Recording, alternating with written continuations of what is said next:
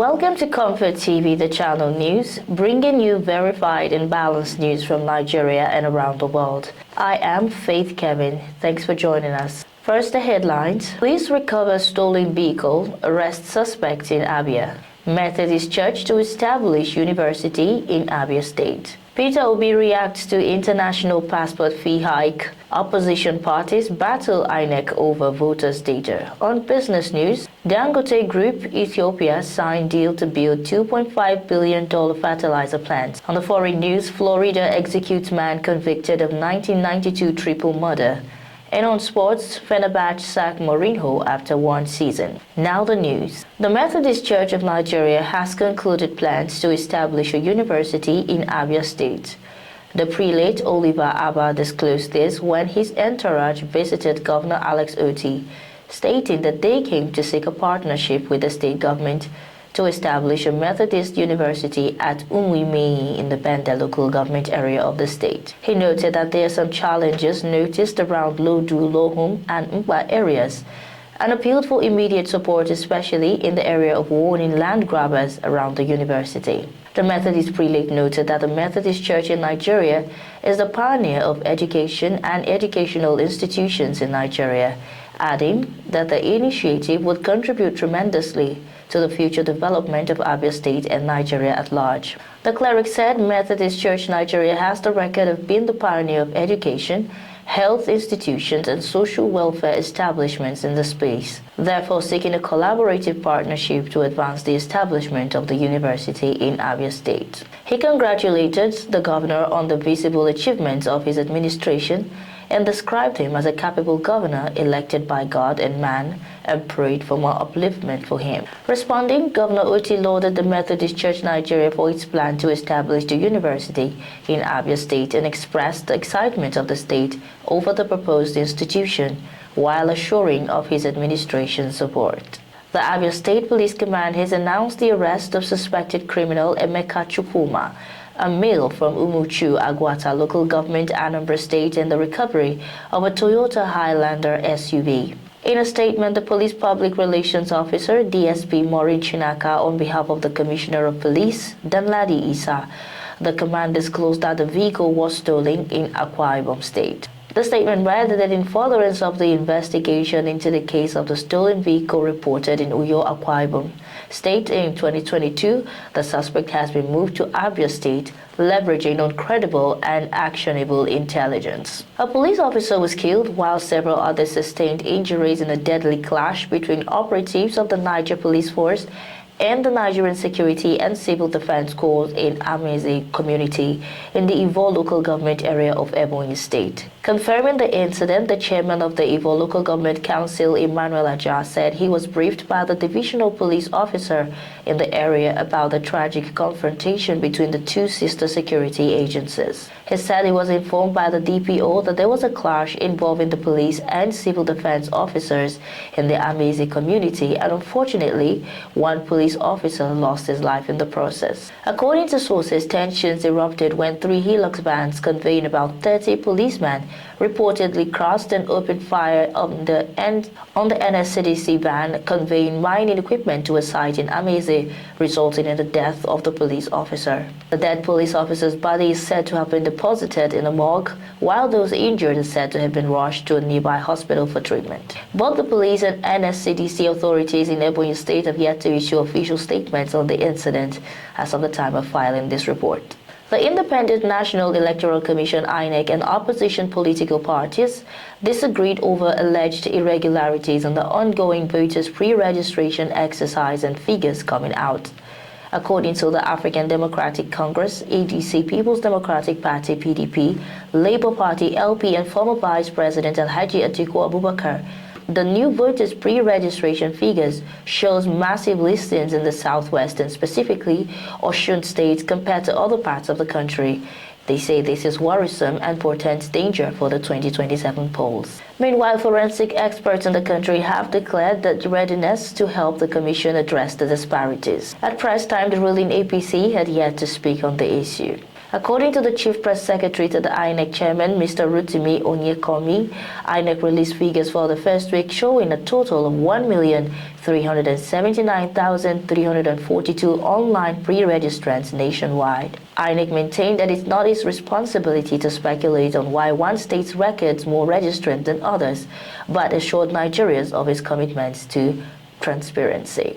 The Nigerian Labour Congress has called on the federal and other state governments to emulate Imo State in implementing the 104,000 minimum wage for workers in the country. The president of the NLC, Joe Ajero, made the call in an interview with newsmen on the sidelines of the National Union of Civil Engineering, Construction, Furniture and Woodworkers 7th National Quadrennial Delegates Conference in Abuja. Ajero said that the move by the Imo Governor Hope Uzodinma was commendable and worth emulating by others. Ajero explained that during the wage negotiations with the federal government, the argument was that the federal government did not want to move too far because it needed to take into cognizance the sub-nationals. Ajero also expressed worry over some issues with the Nigerian Social Insurance Trust Fund, NISITF, and called for immediate action. Katsina State government has approved 20 million naira for each local government to renovate graveyards in its area. Governor Diko Rada made the disclosure when he received royal fathers from the Katsina and Daura Emirates in Katsina. He described the initiative as both a service to the people and a way of seeking Allah's blessing for the state. Rada also announced a new welfare package to empower traditional rulers and religious leaders in the state. He stated that under a new law passed by the State House of Assembly, all district heads will now earn salaries not less than grade level 16. In addition, 6,652 warheads across the state will receive monthly allowance, while more than 3,000 imams and their deputies from Friday mosques will be supported with stipends.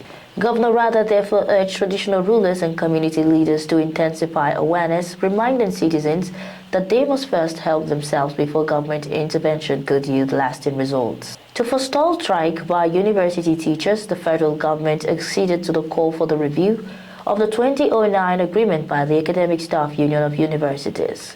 Although the government insisted that it did not sign any pact with the protesting lecturers, the Minister of Education, Dr. Tunji Alausa, said concerted efforts will be made to avert industrial disputes and disruption of academic activities in the universities. The minister, who clarified that draft agreements made perennial disputes over the 2009 pact were not signed, told reporters that a 7-man committee headed by Permanent Secretary, Federal Ministry of Education, Abel Enitan, was set up to present government's counter-proposal to the union. Acknowledging the government's promise to review the agreement, many ASU chapters resolved to return to the negotiation table. However, polytechnic workers who issued a 21-day strike notice demanded action on welfare complaints, particularly the non-payment of accumulated promotion arrears. The United Nations Children's Fund, UNICEF, has warned that unless urgent action is taken, 420,000 children could die out of the 3.5 million currently battling severe acute malnutrition in Nigeria. Nigeria's country representative of UNICEF, Wafa El-Fadil Said Abdulatif, gave the warning during her visit to the Maiduguri field office. Nigeria has 15 million malnourished children under 5 and 3.5 million at risk of severe acute malnutrition.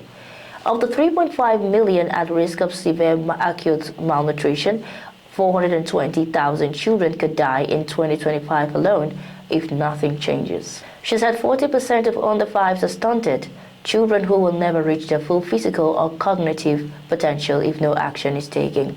She explained that UNICEF urgently requires more funding, locally produced food solutions, and expanded treatment centers to ensure that no child dies from malnutrition-related complications in the country. She further noted that the Northeast remains gripped by a humanitarian crisis with over 4.5 million people in dire need of assistance. On immunization and child survival, Abdulatif revealed that Nigeria has over 2.1 million zero-dose children, the highest figure in the world.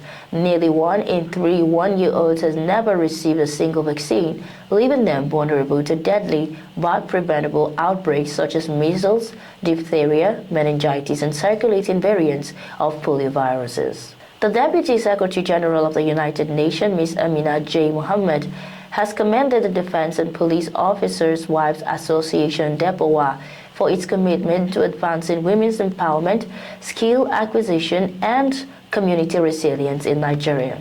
The UN Deputy Secretary General offered her praise during a courtesy visit to the DEPOA Secretariat in Abuja, where she was welcomed by the President of DEPOA, Ms. Ogogo Gwabin Musa. The meeting focused on strengthening cooperation in areas of women empowerment, sustainable development, and inclusive growth. During her tour of the DEPOA Skill Acquisition Center, the UN Deputy Secretary General interacted with students undergoing training in various trades. She applauded the center's initiatives, noting that such programs could not only empower women, but also provide vital support for their families, strengthening the fabric of society. Addressing the students directly, Ms. Mohammed described the initiative as a powerful tool for uplifting families and building a resilient society. In her remarks, Mrs. Ogogo Gwabin Musa described the engagement as a moment of deep alignment with the United Nations, emphasizing that the association's vision is in line with global practices, goals of inclusivity, development, and impact. Peter Obi, the Labour Party's presidential candidate in the 2023 general election, has decried the increase in the international passport fee. In his post on his official X on Thursday, Obi stated that this administration's fixation with imposing burdens on the population is becoming legendary.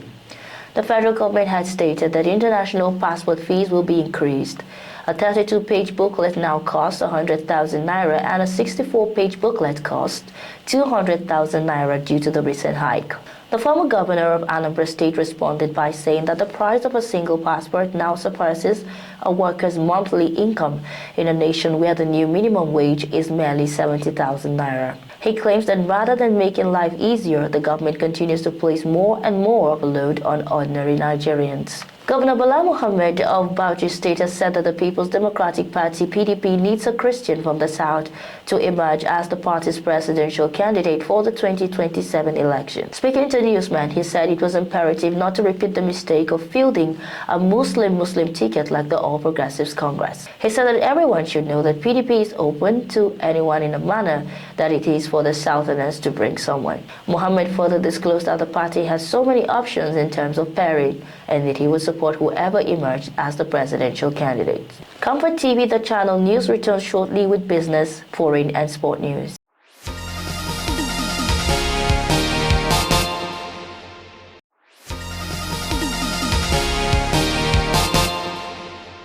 Welcome and many thanks for staying tuned. On business news, the Ethiopian government said it has signed a $2.5 billion fertilizer complex shareholder investment agreement with Dangote Group. In a statement, Abiy Ahmed Ali, the Ethiopian Prime Minister, said the mega project will produce about 3 million metric tons of fertilizers every year. The project will create jobs locally, ensure a reliable fertilizer supply for farmers and who have long faced challenges, and mark a decisive step in the path to food sovereignty. Abiy says it enhances Ethiopia's competitiveness across Africa and demonstrates the country's commitment to making strategic investments that benefit Ethiopians and secure their future.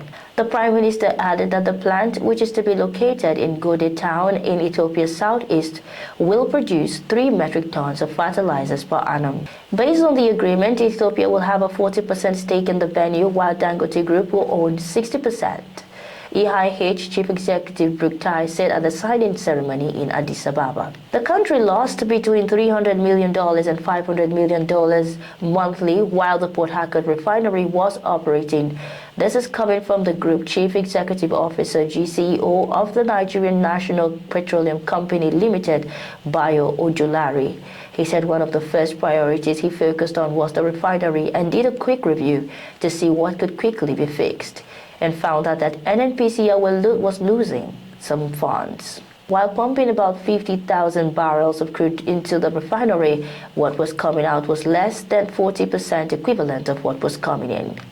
Ojulari said this when he met with the leadership of Petroleum and Natural Gas Senior Staff Association of Nigeria, PENGASAN, in his office at Abuja. He says the Port Harcourt refinery, after years of being in comatose, which started working in November 2024 when former GCEO Mele Kyari announced the reopening to a wide applause Nigeria, was halted in May, barely 1 month after Ojulari's resumption. Ojulari, who assumed office on April 2, the same day Kyari was relieved of the job, said he halted the operation of the refinery to prevent further losses and work towards a sustainable arrangement. An NPCL chief says talks were on the way to find a viable solution to the refining crisis, ensuring the refinery becomes a sustainable, profitable venture. On foreign news, a man convicted of the 1992 murder of 3 people has been put to death by lethal injection in Florida in the 11th execution in the southern U.S. state this year. Curtis Wyndham, 59, was sentenced to death for killing his girlfriend, Valerie Davis, her mother, Mary Lubing, and Johnny Lee, a man who allegedly owed him a gambling debt. The execution was carried out at 6:17 p.m. at the Florida State Prison, and his last words were unintelligible, according to the U.S. media witness. The U.S. Supreme Court rejected his final appeal on Wednesday. Wyndham's defense attorneys had argued that his initial trial lawyer was not qualified. Wyndham was convicted of killing Lee over a $2,000 debt before fatally shooting his girlfriend at her apartment and shooting her mother while she was stopped at a stop sign nearby. Advocacy group Floridians for Alternatives to the Death Penalty released a statement from relatives and friends of the victims, which decried the execution. The statement criticized the state for asking the families to witness a dog and pony show.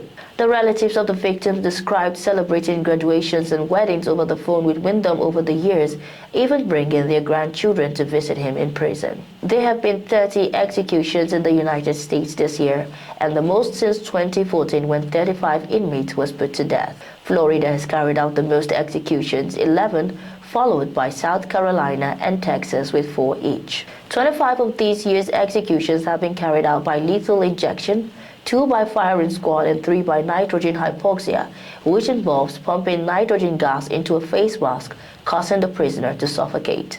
Inflation slowed in France and Italy and held steady in Spain in August, official data showed, as the European Central Bank weighs its next move on interest rate next month. French annual inflation reached 0.9% this month, down from 1.0% in July as transport and energy prices eased. Under the harmonized metric favored by the ECB, consumer prices rose by 0.8% compared to 0.9% in July. In Spain, the harmonized inflation rate remained stable at 2.7% as fuel prices fell less last year while food and electricity costs eased. And on sports, Turkey's giants Fenerbahce Sports Club have announced the departure of Portuguese manager Jose Mourinho after just 1 season in charge of the team. In a statement released on its X account, the club said it had parted ways with the former Chelsea and Real Madrid boss who took over at the beginning of the 2024-2025 season. Mourinho joined Fenerbahce in June 2024. However, his spell ended prematurely after a mixed run of results in domestic and European competition. RB Leipzig's Xavi Simons is all set to undergo his medical with Tottenham Hotspur. According to Fabrizio Romano, this comes after Tottenham agreed on a fee with Leipzig for Simons' signature. This means Spurs have beaten their Premier League rivals, Chelsea, for the Dutchman's signing. Both Premier League London clubs were keen on signing the attacking midfielder this summer. Meanwhile, in another development, Chelsea forward Christopher Nkunku has arrived in Italy ahead of his move to AC Milan. According to Sky, Nkunku will undergo a medical with the Serie A giants. This comes after Chelsea agreed on a deal with AC Milan that could reach more than 36 million for the Frenchman's switch to San Siro this summer. And that's our news bulletin for today. But before we go, here's a recap of our top stories. Police recover stolen vehicles, arrest suspect in Abia. Methodist Church to establish university in Abia State. Peter Obi reacts to international passport fee hike. On business, Dangote Group Ethiopia signed deal to build $2.5 billion fertilizer plant. And on foreign news, Florida executes man convicted of 1992 triple murder.